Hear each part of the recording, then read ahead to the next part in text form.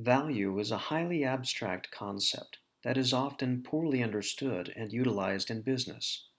However, it is the most critical concept to understand for strategic management. Maximizing the flow of value by reducing waiting and waste and improving speed and adaptability is the primary goal of lean and agile. Despite broad confusion about value in the business world, social scientists have studied value in depth. They have modeled value and have identified it as the central principle of marketing and economics. Let's explore these academically established models of value and their implications for business leaders. Value is the measure of potential influence on decisions and actions. All economic decisions are based on value.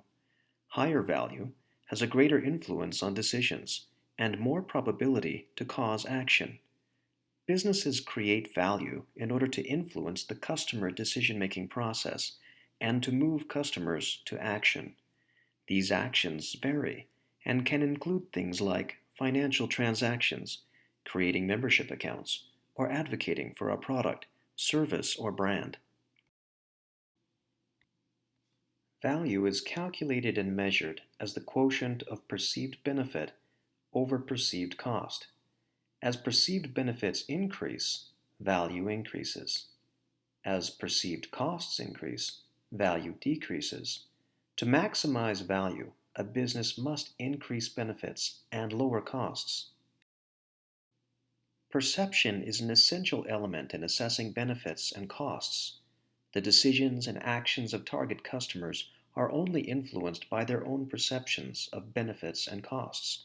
No other perceptions matter when attempting to influence their decision-making process or move them to action. Customers will perceive benefits when we solve their problems. Problems are solved by creating products and services with utility, which is a measure of the usefulness that a customer experiences from a product or service. Utility is categorized in four types. Time utility, which includes benefits related to time, such as same-day shipping, time-release capsules, express lanes, or late checkout.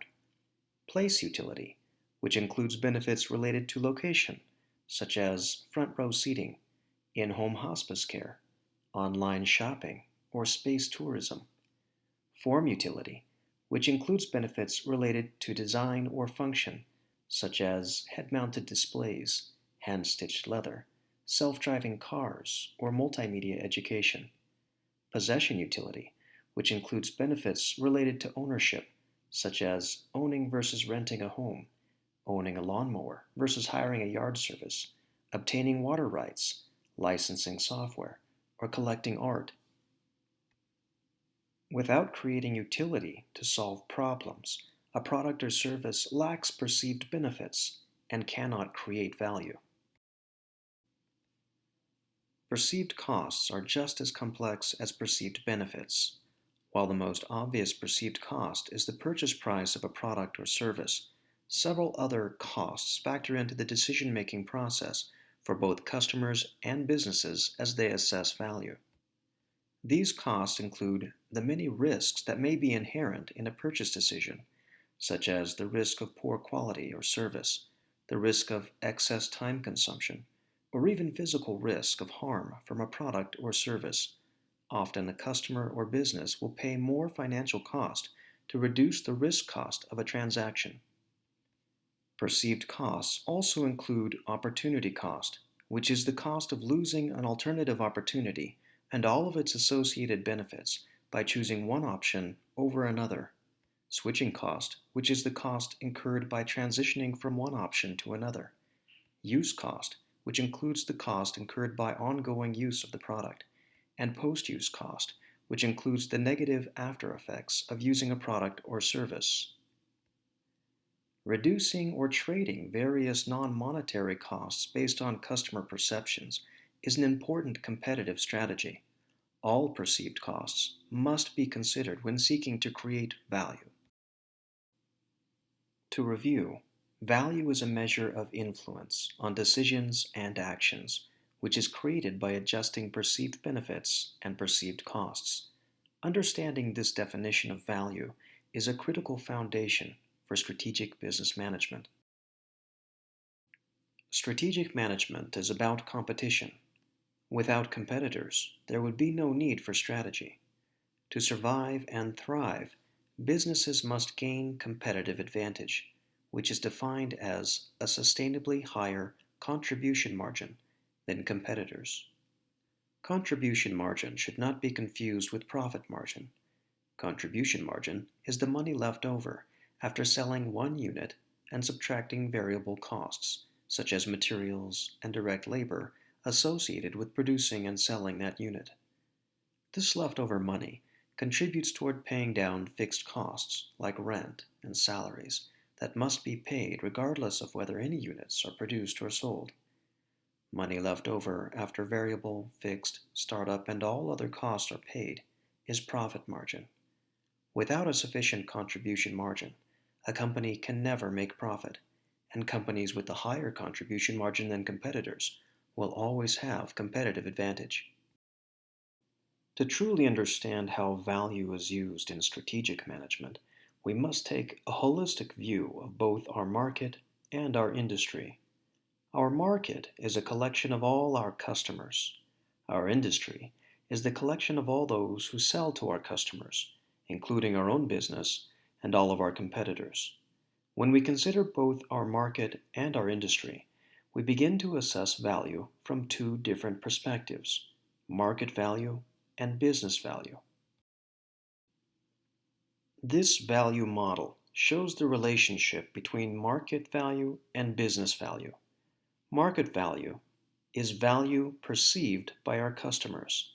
In their assessment of perceived benefits over perceived costs, they consider the benefits of our products and services and the price we charge to provide those benefits.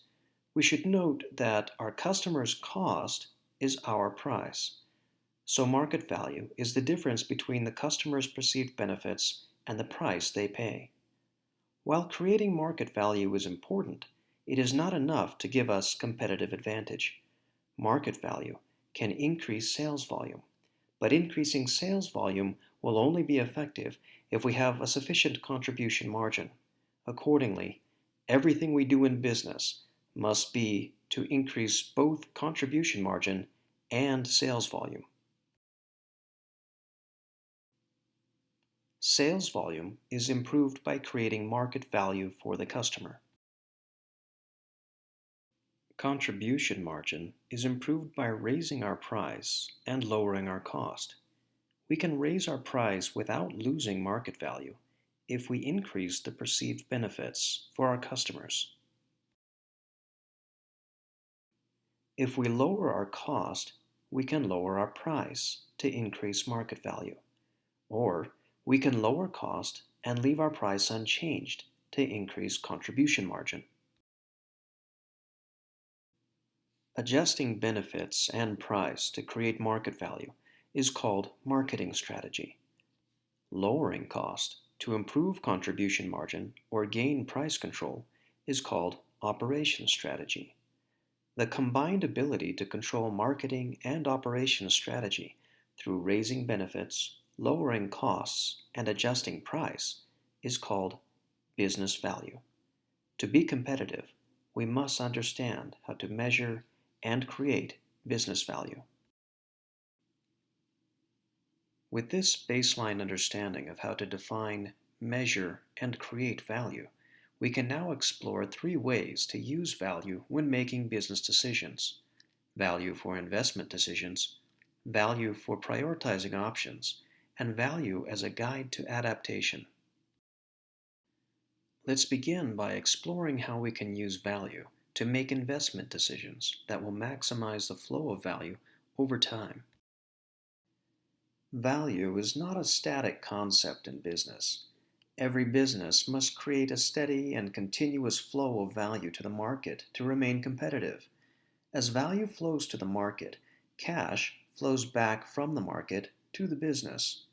Cash flow funds ongoing operations and future investments. When value flow to the market slows or stops, Cash flow also slows or stops, which can quickly lead to business failure. The goal of lean is to create the shortest sustainable lead time of value flow to market. To help maximize the flow of value to the market, we can use variations of the value equation that measure benefits and costs in different ways. The well-known ROI equation is a simple measure of return on investment that measures the overall financial benefits and costs from a business value perspective. A more meaningful way to measure value flow when making investments is the net present value equation, which also reflects the baseline value equation but includes more perceived benefits like the time value of money and perceived costs such as the opportunity cost, which calculates the risk premium. Though this equation seems complex, a basic understanding of value can help decision makers use this method and even intuitively assess options and make effective investment decisions without the need to calculate NPV. To intuitively assess the relationship between value flow and investment decisions, we must first have an understanding of the product lifecycle, which has four stages: introduction, growth, maturity, and decline. Every product moves through these stages, and large solutions may have many products and components in different stages at one time. The revenue curve on the product lifecycle reflects initial revenue as a product is developed and launched, an increase in revenue during the growth phase, and an eventual plateau and loss of revenue as the product matures and goes into decline. There is an inverse curve that reflects the development cost for a product, which is high during initial R&D, goes down as sales increase and the company gains economies of scale, and can go back up as the product ages and declines. When the revenue and cost curves are combined, we see a cash flow curve that shows negative cash flow during initial outlay investment and positive cash flow during maturity, which should have more area than the earlier part of the J curve in order to ensure a positive ROI. Companies should seek to avoid any spend in the decline stage by introducing a new product before earlier gains are lost during periods of declining sales and increasing support and maintenance costs. A company can invest, grow, and escape decline in four primary ways, each requiring investment decisions based on an understanding of market and business value. The decision to pursue one of these strategies should be based on an understanding of whether a company has the strengths to engage in market and operation strategy. Without the ability to create benefits or lower costs in a timely manner, risk, opportunity costs, and the gradual decay of market value can leave a company with long and costly investments that flow too slowly to market to produce sufficient ROI. Companies that understand value flow in this model will avoid big upfront design and traditional software development life cycles, focusing instead on solving small problems for the customer quickly to accumulate value in the market and ensure early learning and funding for ongoing development. Rather than spending more time and money on difficult and unreliable NPV calculations, lean and agile businesses should focus on principles, practices, and competencies that will ensure each decision has the highest probability of success and maximum ROI. Frequently investing in new cycles of innovation to avoid decline is an essential first step. Investing in automation and processes and tools that break down development and operational silos and reduce waiting and waste will empower developers to create a continuous flow of value. Reducing batch size and building in fast integrated learning cycles with continuous business engagement to inspect and adapt will maximize the flow of value to the customer and create a resonance chamber of value and cash flow. Understanding how value factors into investment decisions can help companies bypass calculations of ROI and NPV by relying instead on the principles, practices, and competencies of lean, agile, and DevOps. While NPV is useful for value based investment decisions, it should only be used for large initiatives sized as epics that take more than a quarter to complete, require significant funding, carry many risks and uncertainties, and warrant additional analysis for investment funding decisions. Smaller efforts, called features, should not be subjected to NPV analysis for investment decisions, but should instead be entrusted to leaders at lower levels who are closer to the work, have a solid understanding of market and business value, and are empowered to make decentralized decisions based on alignment to a common vision and strategic themes. The smallest work items, called stories, should be similarly entrusted to local levels for decision making, with less focus on alignment to vision and strategic themes, and more focus on implementation of parent features and attending to the needs emerging from local context. Both features and stories require less focus on value for investment and more focus on value for prioritization. Let's now consider how value can be used to prioritize options when facing economic constraints. Economics is the science of managing resources under conditions of scarcity. Every company faces situations of constraint relative to time, scope, and cost. The project triangle or iron triangle is a model that reflects the trade-offs between these triple constraints. Traditional project management requires that we use the iron triangle and the geometric relationships between its sides to assess the impact of changing time, cost, or scope. When companies engage in big upfront design or waterfall development, they plan to deliver a fixed scope and they estimate cost and schedule.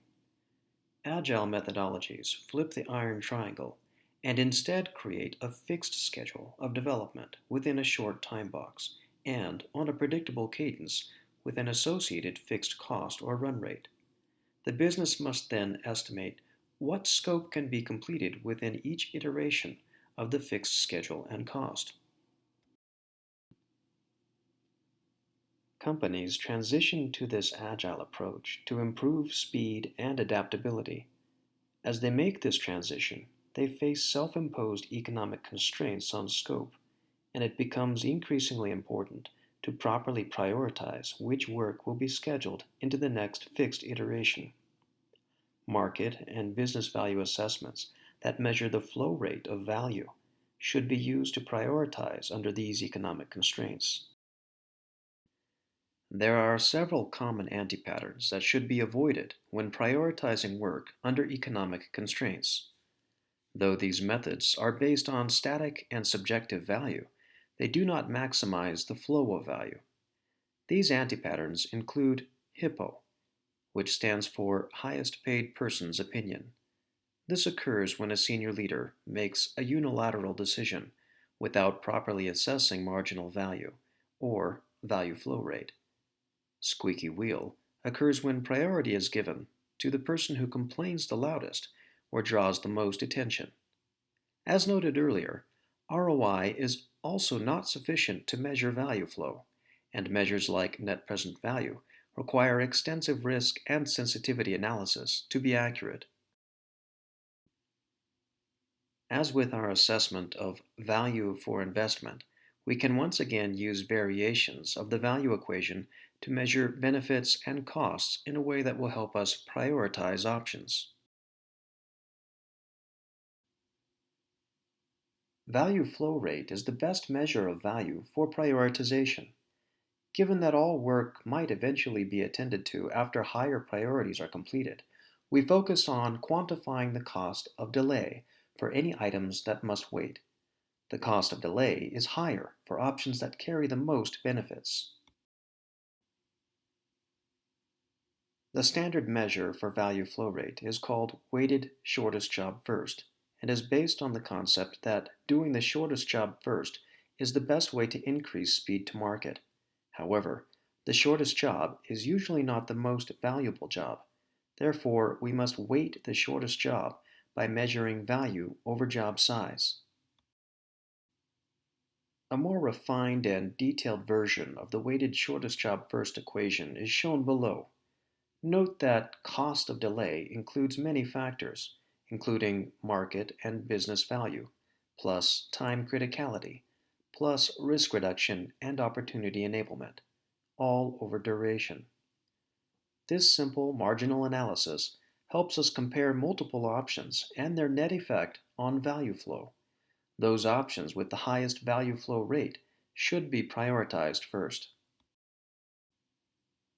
We should note that WSJF is not a static value used to stack rank items in a list, and the values produced during analysis are disposable one-time use values. We only use WSJF when attempting to move work from one stage column to another in a Kanban flow, and when we are constrained by economic work in progress or WIP limits. In this example, we are ready to pull 2 items into the analysis stage, but 3 are ready to move. If only 2 were ready, we would move those 2 without assessing value. However, because we can only move 2 of the 3, we must prioritize based on value. All 3 options will be compared to each other based on our current assessment of value, urgency, strategy, and effort. For each aspect, we must simply determine which item has the smallest value and label it a 1. It then becomes a yardstick to relatively compare the other options on that same aspect to see whether they are 2, 3, 5, 8, 13, 20, 40, or 100 times more valuable than the 1 on that aspect. Note that we use the modified Fibonacci sequence in this evaluation to account for margin of error. In this example, option A was assessed to have the lowest user and business value, while option B was assessed to have the lowest time criticality, and option A was assessed to have the lowest risk reduction and opportunity enablement. Option B was assessed to have the lowest job size. Each of these lowest values was then used as a yardstick to relatively measure the other options. Once we add user and business value, time criticality, and risk reduction and opportunity enablement, we get total cost of delay, which is divided by job size to give us the value flow rate. The item with the highest value flow rate should be prioritized first. In this case, option B has the highest WSJF score. Now that we have explored how value can be used for investment and prioritization decisions, we can better understand the most important use of value, which is in guiding us toward customer satisfaction and business competitiveness through continuous inspected app cycles. Blindly following instructions in product requirements documentation usually leads to project failure due to a disconnect between the product produced and the actual needs of the customer. Recall that our goal in creating market value is to solve problems for the customer by providing benefits through various types of utility. If we measure anything but value, it is easy to lose the end in the means. Hours of effort worked, story points completed, percent feature completion are all meaningless measures if they do not create value. It is possible to produce output without outcome, and to complete 100% of the planned work without solving the customer problem, or solving it in a way that is valuable. Only value measurements can help us make appropriate adaptations when we miss the mark. In the Scaled Agile framework, the inputs to our quarterly program increment planning should include the vision of the business and market value we hope to achieve by means of the features being presented to us. Teams planning for a PI are not committing to deliver features and stories, but are instead simulating a potential execution of multiple iterations and committing to high level objectives that represent the work that might be accomplished. If teams properly load balance their simulated iterations based on historical load tolerance and preemptively coordinate and secure commitments on interdependencies, they should be able to commit to objectives with a high degree of confidence. They do this knowing that the actual work may change during the PI, but that they will make necessary adaptations to accomplish the objective. In this model, we see how the inputs to a PI planning session, which are prioritized features from the program backlog, are converted by teams into the output, which are committed objectives. Note that objectives are based on features, but are not the same as features. Objectives answer the question, what problem do we solve, and what value do we add by completing the prioritized features? They are drafted in plain language for a broad audience so that all stakeholders understand what value we plan to create. Focusing on the objective allows teams to inspect and adapt as they build and learn. Once an objective is drafted by a team, it is presented to business owners, who represent internal and external customers. These business owners must then assess how valuable it would be if the objective were accomplished. They then assign a subjective score of 1 through 10 to indicate how high their expectations are for the planned business value. These scores are entirely subjective, much like Olympic figure skating scores, and are based on the perceptions of the customer or the customer representative. Recall that only the perceptions of the customer should be considered when attempting to create perceived benefits and value that can influence a customer's decision or move them to action. Also note that Lean takes a broad view of customer and defines the customer as anyone who receives our work. At the end of the program increment, teams demonstrate working software in a fully integrated system demo, meant to showcase the objectives achieved and the actual value created. Those business owners who originally gave the planned business value score as a measure of expectations set will then give an actual business value score as a measure of expectations met.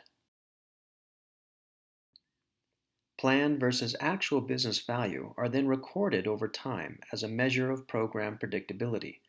Programs with high predictability should be above 80% planned versus actual business value. Some variation is expected over the course of a quarter-long development effort. However, any gap falling below 80% is cause for concern and course correction. We have now explored three ways to use value when making business decisions: value for investment decisions, value for prioritizing options, and value as a guide to adaptation. As we apply our understanding of market and business value to create competitive advantage and make critical business decisions, we will consistently solve market problems and lead our industry.